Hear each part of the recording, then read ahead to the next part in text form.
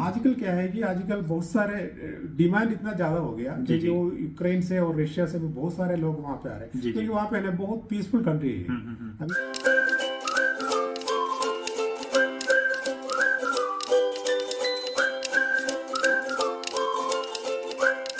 Ji friends, welcome back to my channel. तो आज हैं मेरे साथ सलीम भाई, जो कि मोंटेनेग्रो में काफ़ी टाइम से हैं और मोंटेनेग्रो में स्पेशली रियल स्टेट पे काम कर रहे हैं। तो आज हम इनसे बात करेंगे क्योंकि रियल स्टेट की मार्केट वहाँ पे काफ़ी बूम कर रही है और काफ़ी जो दोस्त हैं वो पूछ रहे हैं कि मोंटेनेग्रो में अगर हमने सेटल होना हो रियल स्टेट के थ्रू, अगर हम वहाँ पे रेजिडेंस परमिट लेना चाहें तो क्या कर सकते हैं। तो ऑलरेडी मैंने काफ़ी वीडियोज़ बनाई हैं मोंटेनेग्रो पे। तो आज हम सलीम भाई से बात करेंगे और इनसे पूछेंगे कि वहां अगर आपने मोंटेनेग्रो में जाके रेजिडेंस परमिट लेना हो थ्रू रियल एस्टेट तो किस तरह लिया जा सकता है। थैंक यू आपके टाइम का। तो सलीम भाई बताइएगा कि गल्फ से या पाकिस्तान से या इंडिया से अगर किसी ने मोंटेनेग्रो सेटल होना हो तो क्या तरीकाकार है, कैसे कर सकते हैं। Okay, thank you mister Imran भाई, मैं आपको मेरे को एक ऐसे अपॉर्चुनिटी दिया है। Thank you. तो यहाँ पे क्या है कि जो इंडिया और पाकिस्तान जितना भी जो एशियन कंट्रीज है जी जी, वहाँ से अभी आपको अगर बाल्कन कंट्री मतलब जो मोंटेनेग्रो बाल्कन कंट्री में अगर सेटल होना है तो जी जी, दो तरीका है। एक तो आपको एक प्रॉपर्टी लेकर के वहाँ पे प्रॉपर्टी लेने के बाद आपको एक रेजिडेंसी मिलेगा, ठीक है। और दूसरा एक तरीका है कि वहाँ पे आप एक कंपनी ओपन कर करके आपको वो भी रेजिडेंस मिलेगा। लेकिन आजकल क्या है कि कंपनी ओपन करना अभी वो आजकल थोड़ा रेस्ट्रिक्शन हो गया वहाँ, ठीक, तो इतना आसान नहीं है। तो आसान तरीका ये है कि आपको जो प्रॉपर्टी लेकर के आपको वहाँ पे रेजिडेंसी मिलेगा, वो एक तरीका है। वो आपको मतलब जो हम लोग अभी वहाँ पे अपना कंपनी है, अपना कंपनी का नाम है रॉक पॉइंट बिल्डर्स LLC, मतलब यहाँ का जो LLC है जी जी। और वहाँ पे जो हम लोग एक दो प्रोजेक्ट अभी लॉन्च होने वाला है, मतलब टीवेट बोल करके एक जगह। एलिवेशन नहीं है हमारा जो प्रोजेक्ट का एलिवेशन नहीं है माशाल्लाह। तो एक ग्राउंड प्लस 3 यूनिट आ रहा है। सही। टिबेट मतलब वहाँ पे एक बहुत अच्छा जगह है, वहाँ पे वो मतलब टूरिस्ट अट्रैक्शन का जगह है। सही। वहाँ पे क्या है कि वो बुधवा से कुछ 10 किलोमीटर आगे। ठीक। तो वहाँ पे सबसे बहुत ज्यादा जो टूरिस्ट आता है। तो इसमें ये जो प्रोजेक्ट है हमारा अगले महीने लॉन्च होने वाला है।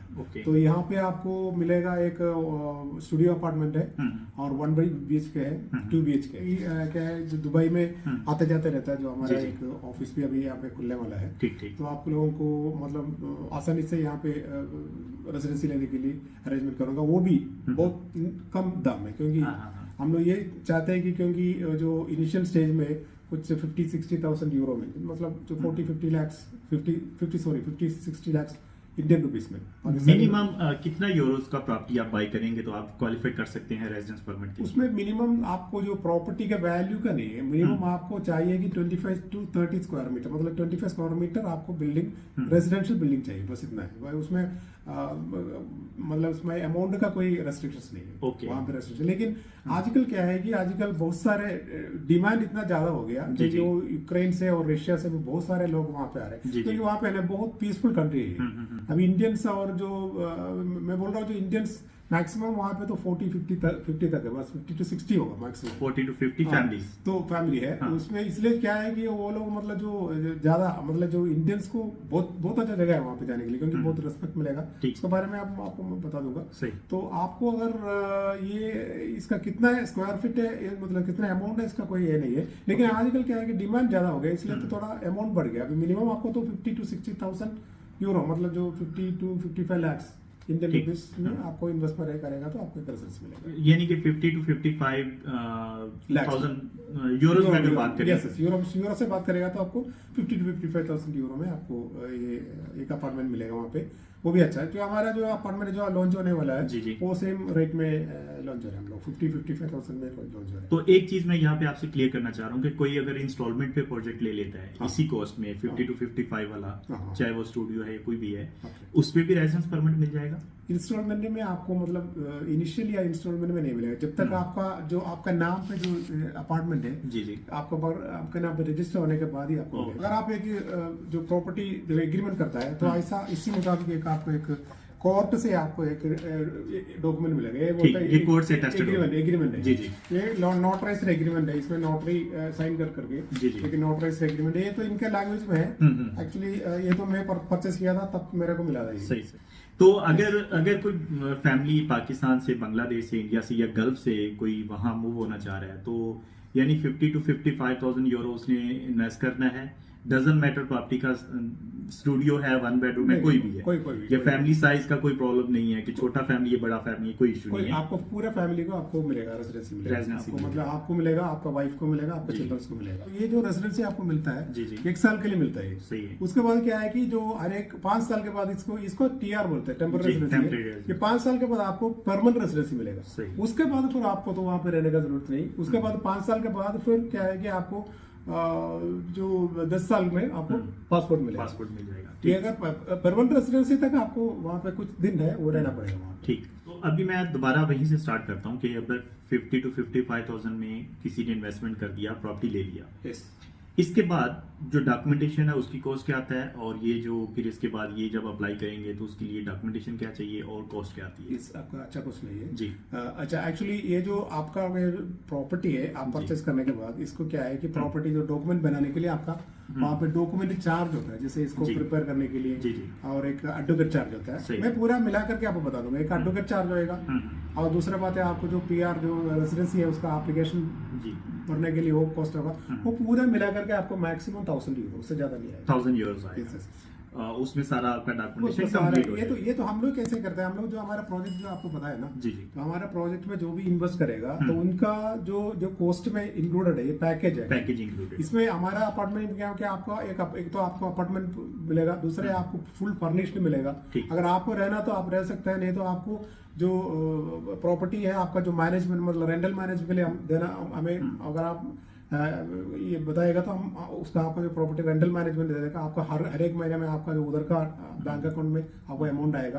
तीसरा आपको पूरा जो पीआर का प्रोसेस है पूरा हम देते हैं, क्योंकि आप अगर एक परचेस किया, मतलब आपने एक अपार्टमेंट परचेस तो टीआर आपका नाम पे पहले मिलेगा जी जी। उसके बाद फिर आपका अपना जो फैमिली होता है, फैमिली है, वाइफ है, बच्चा है, तो उनको इन्वाइट करने के लिए एक इन्विटेशन लेटर बना करके वहाँ पे आपका जो पुलिस डिपार्टमेंट में दे देगा, वो उसका प्रोसेस अलग है। तो जब आपको मतलब फैमिली वहां पे बुलाना है तो वो दूसरा प्रोसेस है, उसके लिए ज्यादा ये नहीं है, ज्यादा फीस नहीं है, वो तो सही है। तो अभी जैसे मैं अभी जा रहा हूँ मोंटेनेग्रो प्रॉपर्टी बाय करने के लिए, तो मुझे यहाँ से क्या क्या डॉक्यूमेंट्स लेके जाने चाहिए? अच्छा, वो अच्छा क्वेश्चन है। मतलब यहाँ पे आपको प्रॉपर्टी अगर लेने के लिए आपको चाहिए एक वैलिड पासपोर्ट चाहिए जी जी, मतलब मिनिमम कम से कम 1 साल का वैलिडिटी होना चाहिए। ठीक है। दूसरा बात है आपका जो होम कंट्री है ना, वहाँ पे आपको कोई क्रिमिनल केस नहीं होना चाहिए। ठीक हो गया, क्योंकि आपको उसको बोलते हैं वो पीसीसी बोलते हैं, पुलिस क्लियरेंस सर्टिफिकेट। वो आपको इंडिया में जैसे है कि पासपोर्ट ऑफिस में आप एप्लीकेशन दे देगा तो आपको मतलब 10 या 15 दिन में आपको पीसीसी मिल गया। तीसरा डॉक्यूमेंट है आपका जो डिग्री सर्टिफिकेट है, कोई भी 10th सर्टिफिकेट है, कोई भी डिग्री लाजमी कोई भी डिग्री होना चाहिए। और 14 बात है मतलब आपको मिनिमम आपको बैंक बैलेंस में कुछ 6,000 यूरो होना चाहिए, क्योंकि गवर्नमेंट वो ये देखता है कि आपको 1 साल रहने के लिए वहाँ पे आपके पास सफिशिएंट फंड है। तो ये 4 डॉक्यूमेंट्स। अगर किसी के पास डिग्री नहीं है तो कोई बात नहीं, 10th तो होगा ना, 10th होगा, यानी कि लाजमी 10th तक होना चाहिए। हाँ, 10th तो मतलब वो कंपलसरी नहीं है एक्चुअली। जो भी आपका जो एजुकेशन क्वालिफिकेशन है उसका सर्टिफिकेट अभी 3 क्लास या 4 क्लास में कोई प्रॉब्लम नहीं, उसमें कोई कंपलसरी नहीं। सही हो गया आपका ये जो उनका प्रोसेस है, मतलब ये रिक्वायरमेंट है। सही। हमें एक मतलब पावर ऑफ अटॉर्नी देने के बाद आप दे दिया तो हम वहाँ पे कर सकते हैं, लेकिन प्रॉपर्टी का जो रजिस्ट्रेशन है वो भी हम लोग कर सकते हैं पावर ऑफ अटॉर्नी में। बाकी जो हमारा अगर आप वहाँ पे आएगा जो पूरा प्रोसेस है आपको 4 या 5 दिन में हो जाएगा, मतलब एक हफ्ता ले लो। ठीक हो गया। तो अभी मुझे वहाँ पे 4 से 5 दिन में डॉक्यूमेंटेशन सारा मेरा ओके हो जाएगा, और उसके बाद मैं रेजिडेंस परमिट अप्लाई करूंगा। उसमें कितना टाइम लगेगा? हाँ, उसमें रेजिडेंस परमिट आपको एप्लीकेशन आप पुलिस डिपार्टमेंट में करता है, मतलब पुलिस ऑफिस में करता है। वहाँ पे आपका जो तंबम प्रश्न है और क्या बोलते हैं उसको बायोमेट्रिक होने के बाद आपको कार्ड का जो फॉर्मेट में आपको मिलने के लिए ये जो फॉर्मेट आपको दिखाएगा, ये फॉर्मेट में आपको मिलने के लिए कुछ 40 डेज आएगा। 40 डेज में आपका एड्रेस में जो एड्रेस दिया है, जो वहाँ पे जो परचेस किया ना जो प्रॉपर्टी, वो एड्रेस में आ जाएगा, पोस्ट में आ जाएगा। नहीं तो एक बार आप बायोमेट्रिक होने के बाद आपका एप्लीकेशन ऑनलाइन हो गया तो आप वहाँ पे रह सकते हैं। ये मिलना कोई जरूरी नहीं, वो दिन से लेकर के आप वहाँ पे रह सकते हैं, रेजिडेंस है आपका। ठीक हो गया। और सलीम भाई मुझे ये बताएं कि ये रेजिडेंस कार्ड मिल गया, इसके बाद बेनिफिट्स क्या है मुझे वहाँ के? वो डेफिनेटली, वो तो अच्छा क्वेश्चन है जी। क्योंकि ये जो देखो आजकल जो यूरोपियन जो कंट्री में, यूरोप में जो कंट्री है, जो ये तो बाल्कन कंट्री है, यूरोपियन यूनियन में ये लोग 2025 में ज्वाइन हो रहे हैं। जी जी। तो एक्चुअली मोंटेनेग्रो के बारे में बहुत सारे बताना है मेरे को, क्योंकि इतना ब्यूटीफुल कंट्री है। मैं शॉर्टली बता देता हूँ क्योंकि आपको जो गूगल में बहुत सारे मिलेगा, लेकिन इसमें एक बहुत अच्छा कंट्री है ये। एक्चुअली 70 बीचेस है यहाँ पे, 70। तो ये यूरोप से इनका जो पॉपुलेशन 7 लाख है, लेकिन एक्चुअली इनका जो कंट्री में जो विजिट कर रहे हैं वो 2.2 मिलियन है एक साल में। वो भी बढ़ते जा रहे हैं क्योंकि इतना ब्यूटीफुल एरिया है, माउंटेन्स है। और तीसरा है कि वहाँ पे इतना अच्छा क्लाइमेट है, जो एशियन, जो हमारा जो अपना इंडियंस और पाकिस्तानी जो लोग है ना, हमारे लिए बहुत अच्छा क्लाइमेट है। क्योंकि मैक्सिमम जो विंटर है, जब मैं रहा था वहाँ पे दिसंबर में रहा था, जो जनवरी में है, तो उसमें मैक्सिमम उनका जो विंटर है +10-11 है। बाकी जो जर्मनी में जाएगा, यूके में जाएगा तो आपको मिलेगा -10 मिलेगा।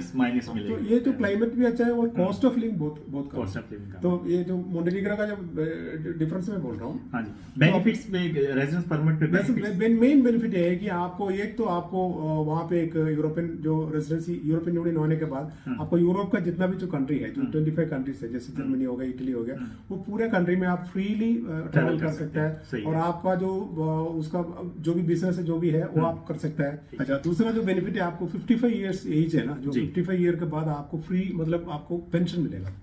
वो तो 100% है। कितना मिलता है वो? आपको मिलता है, मतलब आपका जैसे वहाँ पे जो आपका अगर वहाँ पे एम्प्लॉयमेंट है तो कैसे भी आपको तो कुछ एक फैमिली चलाने के लिए जो नॉर्मल जो होता है 400-500 यूरो तक मिनिमम आपको मिलेगा। और तीसरा एक बात है कि आपको वहाँ पे एजुकेशन फ्री है। आपका जो अभी ये रेजिडेंस परमिट मिल जाएगा तो बच्चों को एजुकेशन फ्री है, 10 तक फ्री है। 10 तक फ्री है। और मेडिकल भी फ्री है। मेडिकल भी फ्री है, मेडिकल फ्री है, एजुकेशन फ्री है, आपको पेंशन मिलेगा। ये पूरा बेनिफिट है। पेंशन 55 के बाद ठीक हो गया।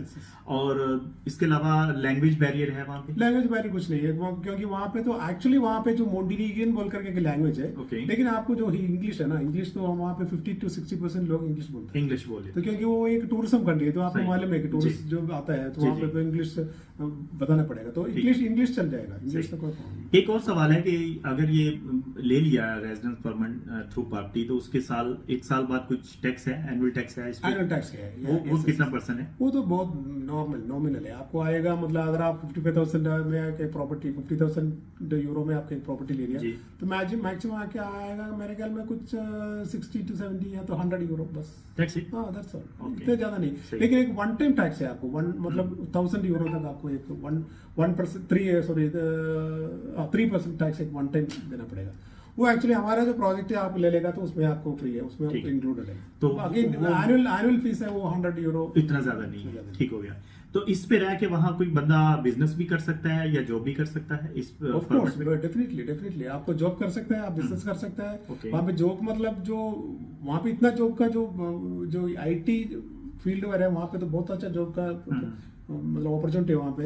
और जो टूरिज्म बेस्ड में कितना भी जो बिजनेस वहाँ पे है, बहुत अच्छा अपॉर्चुनिटी है। और आपको जो रेस्टोरेंट है, जैसे इंडियन रेस्टोरेंट है, पाकिस्तान रेस्टोरेंट है, वहाँ पे कोई एक ही इंडियन रेस्टोरेंट है, इतना अच्छा वहाँ पे इतना फीड है कि आपको अभी ऐसा कुछ 10 रेस्टोरेंट अभी आएगा तो भी वहाँ पे अच्छा बिजनेस है। मिनिमम सैलरीज क्या है, वेजेस कितनी है वहाँ? वेजेस वहाँ पे तो थोड़ा कम है, क्योंकि बाकी जो जगह है, जो यूरोप में बाकी जो फ्रांस है, जर्मनी, इटली, ये वहाँ पे जो कंपेयर करेगा तो वेजेस कम है। लेकिन क्या है कि आपका जो वहाँ पे जो वेजेस लेता है, जो जर्मनी फ्रांस में, वहाँ पे जो कॉस्ट ऑफ लिविंग बहुत ज्यादा है, टैक्स भी हाई है 40-50%। हाँ, ये तो एक बात मैं आपको बताना भूल गया, यहाँ पे तो टैक्स इतना कम है अभी, जैसे 9% है बस, बहुत कम टैक्स है। जेंडर यूरोप में देखेगा तो इसमें सबसे कम टैक्स वाला है। बिजनेस पे या सैलरी पे? सैलरी पे आपका जो इनकम टैक्स जो टैक्स आता है वो 9% है। अगर कुछ लिमिट्स के बाद वो आपको अगर अमाउंट आ गया तो मैक्सिमम 15% इतना है। तो आपको वहाँ पे जो सैलरी कम है, लेकिन वहाँ पे कॉस्ट ऑफ लिविंग कम है, आपका टैक्स कम है, तो जो कंपैरेटिवली देखेगा तो इक्वल है। ठीक हो गया। तो सलीम भाई, ये मुझे एक चीज और बताएं कि अगर रेजिडेंस परमिट ले लिया, इसके बाद वहाँ बिजनेस ओपन करना है, तो उसके लिए कितना कॉस्ट आता है? कंपनी फॉर्मेशन के लिए, रजिस्ट्रेशन के लिए? अच्छा, आपको कंपनी, मतलब आप कंपनी बनाना है, कोई भी रेस्टोरेंट बनाना है, कोई भी बिजनेस ओपन करना है, उसके लिए रजिस्ट्रेशन के लिए क्या चार्जेस है? नहीं, रजिस्ट्रेशन के लिए इतना चार्जेस नहीं है जो वहाँ पे। लेकिन वहाँ पे कंपनी जो खोलने के बाद आपको एक वहाँ पे जो रेजिडेंस परमिट में एक वर्क परमिट मिलता है ना, वो आपको वर्क परमिट अगर आपको मिलने के लिए थोड़ा टफ है। मतलब आपको वहाँ पे इनिशियल स्टेज में आपको एक रेस्टोरेंट खोल करके एक बिजनेस चलाना है। ओके। चलाने के बाद वहाँ का जो लोग है ना, वहाँ का लोगों से चला करके अगर 3 महीना 6 महीना आने के बाद आपको फिर वर्क परमिट मिलेगा उसमें। ठीक है। तो उसमें कॉस्ट मैक्सिमम आएगा कुछ 4 to 5,000 यूरो आएगा बिजनेस ओपन करने के लिए। बिजनेस ओपन करने, क्योंकि वहाँ पे आपका जो डी वीसा है जी। उसको अप्लाई करना है, और जो आपको जो वर्क परमिट है उसको अप्लाई करना है। वो जो इनिशियल फीस मतलब जो वो बिजनेस का इन्वेस्टमेंट के मुताबिक है, 3,000 to 5,000 आएगा। और उसमें लोकल को हायर करना नहीं, कंपल्सरी नहीं है। इसमें ये कंट्री की वही तो एडवांटेज है। यहाँ पे तो आपको बिजनेस करने के लिए कोई इतना कोई कंपल्सरी नहीं है। 1 यूरो में आपका जो पेडअप कैपिटल है 1 यूरो का फी। सही सही सही। अगर आप मतलब पोर्चुगीज में आपको अगर ये आप अभी अपना क्रोएशिया है यहाँ पे जो नजदीक कंट्री है, वहाँ पे आपको 4 आदमी को एम्प्लॉयमेंट करना है, और कितना है कुछ 1 लाख यूरो है, उसका क्लियर मालूम नहीं, लेकिन आपको उतना पेडअप कैपिटल चाहिए। यहाँ पे ऐसे कुछ नहीं चाहिए। ठीक है, तो ये कंपलसरी नहीं है कि लोकल लोगों को हायर करना या पार्टनर रखना, ऐसा कुछ नहीं है। नहीं, ऐसा कुछ नहीं। 100% आप ओनर होंगे Yes, आपकी yes, कंपनी yes, की। yes. सही, ठीक हो गया। तो क्या मैं अगर कंपनी वहां बना लेता हूँ तो लेटर ऑन मैं अपने फैमिली मेंबर्स को या अपने कंट्री से किसी को वर्क परमिट पे बुला सकता हूँ? वो इजी है? डेफिनेटली आपको बुला सकते हैं। इजी है। ठीक हो गया। तो वहाँ सेटल होना कोई इतना मुश्किल नहीं है थ्रू रेजिडेंस परमिट दोस्तों। अगर आपने प्रॉपर्टी वहाँ ले लेते हैं तो आप वहाँ सेटल हो सकते हैं फैमिली के साथ। वहाँ जॉब करना चाहें जॉब कर सकते हैं, बिजनेस करना चाहें बिजनेस कर सकते हैं। कंट्री बहुत अच्छा है, यूरोपियन कंट्री है, और आने वाले टाइम में 2025 में जो है यूरोपीय यूनियन में भी ऐड होने जा रहा है। एडवांटेजेस बहुत हैं, बहुत सारी चीज़ें हैं मोंटेनेग्रो में बात करने के लिए। मजीद अगर आपको कुछ पूछना हो तो आप मुझे कांटेक्ट कर सकते हैं, मैसेज कर सकते हैं। आपको मैं सलीम भाई का नंबर भी अगर चाहिए तो वो भी दे सकता हूँ। तो वीडियो लंबी हो रही है, तो आज के लिए इतना ही दोस्तों। फिर मिलते हैं नेक्स्ट वीडियो में नए टॉपिक पे। अगर आप मेरे चैनल पे नए हैं तो चैनल को सब्सक्राइब कर लें। सलीम भाई थैंक यू वेरी मच आपके कीमती टाइम